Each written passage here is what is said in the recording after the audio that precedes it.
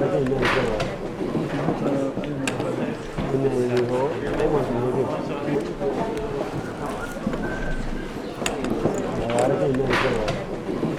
groupe de pères a été créé en 1998 avec Madame Cissé. À Ivry, c'était la mort d'un petit jeune de Sinan qui habitait à Tartéré, qui s'est fait assassiner par les jeunes maliens, jeunes Sako qui habitaient aux Pyramides. Donc, et c'est là que les groupes des pères est réveillé, et bien avant que la création de Génération 2. Voilà, donc jusqu'à maintenant, les pères, groupes des pères aujourd'hui, je vous remercie, et qui évolue jusqu'à arriver à ces nouveaux. C'est un travail remarquable qui a été fait avec ce groupe des pères, une action originale et qui a été mise en place d'abord sur Évry et ensuite qui s'est transportée sur d'autres coins du département, Corbeil-Essonnes, Longjumeau, Massy, peut-être dans d'autres communes encore, en tous les cas je l'espère. Alors ce groupe des pères, c'est une initiative forte, très utile pour l'action publique et pour l'État, il est extrêmement important de connaître le ressenti des habitants, connaître en direct le ressenti des habitants pour mieux appréhender leurs préoccupations et par là même ensuite mieux les accompagner et apporter les réponses les plus adaptées puisque on ne gère pas ces sujets par circulaire, on les gère avec du concret et surtout avec des réalités de chaque terrain. En général, quand on donne la parole au terrain, on n'est jamais déçu. C'est ce que j'ai pu constater dans tous mes postes et je pense que je le vérifierai encore ce soir. Croyez-moi, se comprendre permet de mieux construire et de mieux vivre ensemble. C'est la base. Alors ce soir, nous nous retrouverons autour de la question de la prévention de la radicalisation.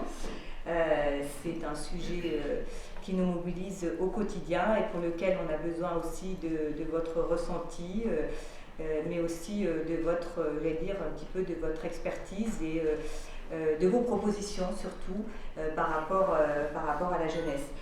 Comment fonctionne la justice sur des sujets qui vous préoccupent personnellement, soit vous-même, soit en votre qualité de père, au regard des difficultés que peuvent rencontrer vos enfants, notamment sur comment fonctionne la justice des mineurs, le rôle du juge des enfants, aussi bien dans le domaine de l'assistance éducative que dans le domaine de la répression des infractions pénales. Ce qui est intéressant, c'est évidemment que toujours cette information puisse être diffusée. Je sais notamment qu'il y a une question qui revient de manière très régulière, c'est celle sur le casier judiciaire des jeunes. Donc, depuis les attentats de janvier 2015, donc, les pères de toute origine socio-culturelle et professionnelle ont poussé la porte de l'association pour parler, pour comprendre ce qui nous arrive sur ces territoires. Et après, maintenant, les pères ils nous ont demandé, vraiment, il faut qu'on parle de ça. Heureusement, le préfet délégué de l'égalité des chances, M. Mathurin, et votre prédécesseur ont ouvert la formation que Mme Delépine donnait aux associations, aux membres, aux responsables d'associations, où il y a plus de 12 pères référents, ils ont suivi cette formation-là. Donc ça nous a donné quand même début de réponse pour libérer la parole. Donc libérer la parole, donc il ne faut pas qu'on libère simplement la parole dans les quartiers, il faut qu'on libère la parole sur le territoire. Donc pour approcher les idées et pour faciliter, pour qu'on puisse faire ces brassages-là entre populations. Donc finalement, donc, les pères référents qui ont été formés, donc ils ont pris les questionnaires, plus l'équipe de Génération 2, nous sommes allés vers les citoyens dans les quartiers pour les proposer et pour les expliquer, pour leur dire donc, si vous souhaitez remplir ces questionnaires. Donc, premier objectif, c'était de recenser tous les ressentis. Et deuxième objectif, on a dit on va faire une restitution ici au cabinet du préfet. Et puis troisième objectif aussi, c'est de mettre des actions concrètes après la restitution.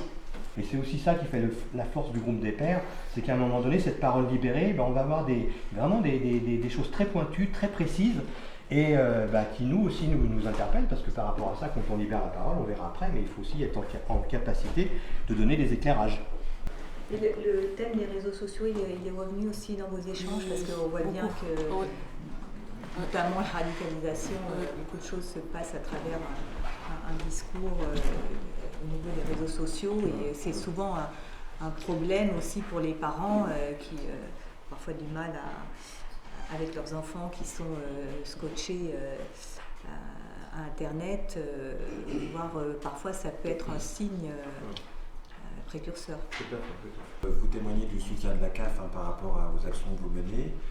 C'est vrai qu'il s'agit de papa, donc on est dans le domaine de la parentalité. C'est vrai qu'on parle souvent de la parentalité à travers les mamans, mais on voit que les papas sont bien représentés, qu'ils ont un rôle très très actif.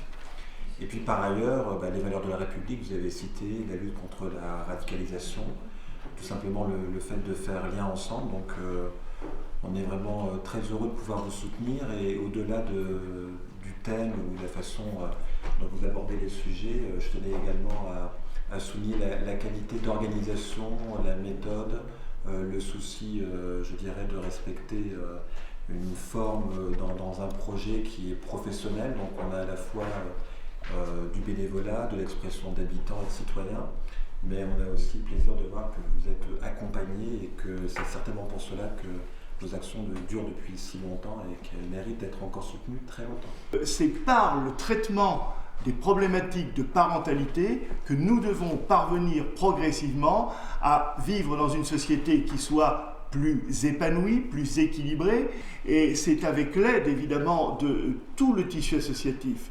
C'est avec l'aide des familles, c'est avec l'aide des mamans, mais c'est avec l'aide des pères. Et nous en sommes persuadés de l'importance du rôle des pères dans cette problématique de parentalité que nous souhaitons continuer à travailler. Et j'ai envie de vous dire, soyez des militants. Ne restons pas à attendre le service de la société ou de telle ou telle institution, mais devenons des militants actifs pour dire véritablement que nous appartenons non pas seulement à une individualité libre, ce que nous oppose un certain nombre de jeunes en nous disant « mais vous nous dites que nous sommes libres et vous voulez nous interdire ». Non, nous sommes libres, oui, mais nous sommes aussi dépendants des autres. Et des pères, en ma qualité de père, c'est ce que je dis évidemment à mon enfant, en votre qualité de père, c'est ce que vous avez à dire à vos enfants et aux enfants d'à côté. Je crois que c'est aussi cela le message et votre légitimité d'intervention auprès d'un public, et vous l'avez dit, que nous ne connaissons pas forcément tous parfaitement, et c'est pour éviter que de nouveaux drames surviennent que votre légitimité est forte. C'est pour cela que votre association a une parfaite légitimité pour intervenir, pour peser, pour agir, et je suis toujours surpris. Je vous le dis sincèrement. Et les associations ont vraiment ce rôle de veille, de vigie en ce qui concerne ce type de sujet extrêmement difficile à appréhender. Vous l'avez montré à travers la restitution des questionnaires, ce sujet est extrêmement difficile. Alors, le procureur de la République parle très régulièrement du défi à l'autorité. Et moi j'aime bien un autre terme aussi qui va avec, c'est celui du respect. Parce que quand on parle beaucoup de laïcité, de vivre ensemble, tout commence par un petit mot, le respect. J'étais dans le noyau du départ, nous étions 6, je me souviens, à la première réunion de chez Madame Cissé, Génération 2, nous étions 6 pères. Bon, j'ai vu avec plaisir que les pères avaient su croître et se multiplier. Bravo, c'est la meilleure réponse, c'est que maintenant, ça a dépassé le cadre initial de la région d'Évry, puisque ça a été exporté et ça peut s'exporter ailleurs, parce que les problèmes sont les mêmes partout, ça c'est un fait. C'est pour cela, moi, avec Génération 2, je suis là jusqu'au je ne sais pas quel jour, même que je suis en retraite, et je fais comme Madame Moussa Sassako. Quand j'ai le temps, je viens.